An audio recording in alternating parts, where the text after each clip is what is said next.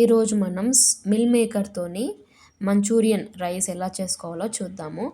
మొదటిగా మనం వేడి నీళ్ళల్లో మన మిల్ మేకర్ని కొంచెం సేపు నానబెట్టుకోవాలి. తర్వాత వాటిని మంచిగా పిండేసి పక్కన ఉంచుకొని దాంట్లో కారము, ఉప్పు, ఇంకా మనం దీంట్లో కొంచెం మసాలాలు కూడా మనం యాడ్ చేస్తాము. అల్లము కొద్దిగా, తర్వాత గరం మసాలా, ఇంకా ధనియాల పొడి కొద్దిగా వేసుకొని కార్న్‌ఫ్లోర్ ఒక 1½ స్పూన్ అలా నేను వేశాను. ఇది మంచిగా మనము మిక్స్ చేసుకోవాలన్నమాట. మంచిగా కోట్ అయ్యేటట్టుగా మనం చూసుకోవాలి. దీంతో పాటు కొద్దిగా వాటర్ చల్లుకోండి, ఎక్కువ వేసుకోవద్దు. కొద్దిగా వాటర్ చల్లుకొని మంచిగా మనము కోటింగ్ చేసుకోవాలి దానికి. చూపించిన విధంగా కొద్దిగా వాటర్ వేసి మనం చేసుకొని ఇప్పుడు ఆయిల్లో ఫ్రై చేసుకోవాలి వీటిని. మనం బాల్స్ని మంచిగా గోల్డెన్ బ్రౌన్ కలర్ వచ్చేంత వరకు మంచిగా ఫ్రై చేసుకోవాలి. చూపిస్తున్న విధంగా ఫ్రై చేసుకొని అన్నీ పక్కన పెట్టుకోండి.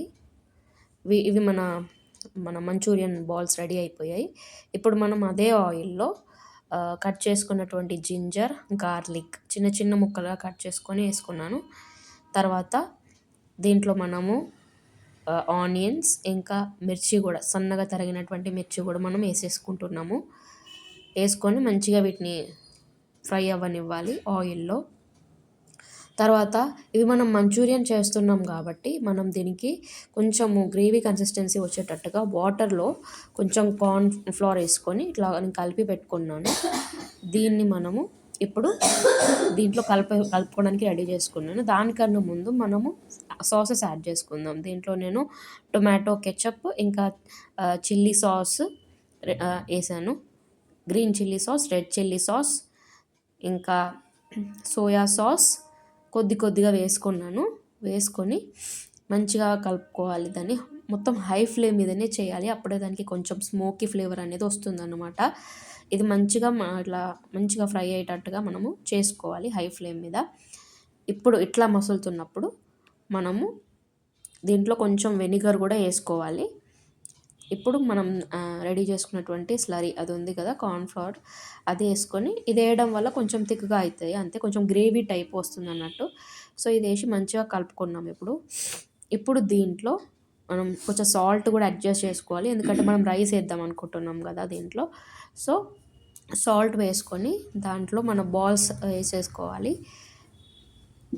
చూపించిన విధంగా మీరు కూడా ట్రై చేయండి.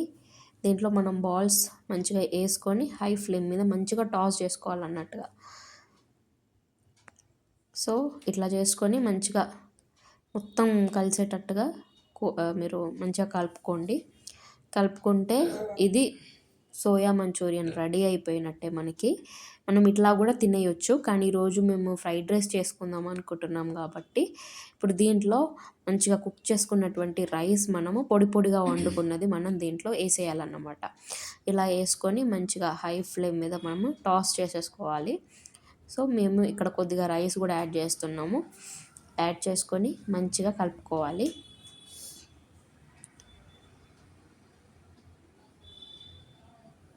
మంచిగా ఇట్లా మంచిగా కోట్ అయ్యేటట్టుగా కలుపుకోవాలి. కలుపుకుంటే అంతే అండి, మంచిగా టేస్టీగా ఉండేటువంటి రైస్ రెడీ అయిపోతుంది.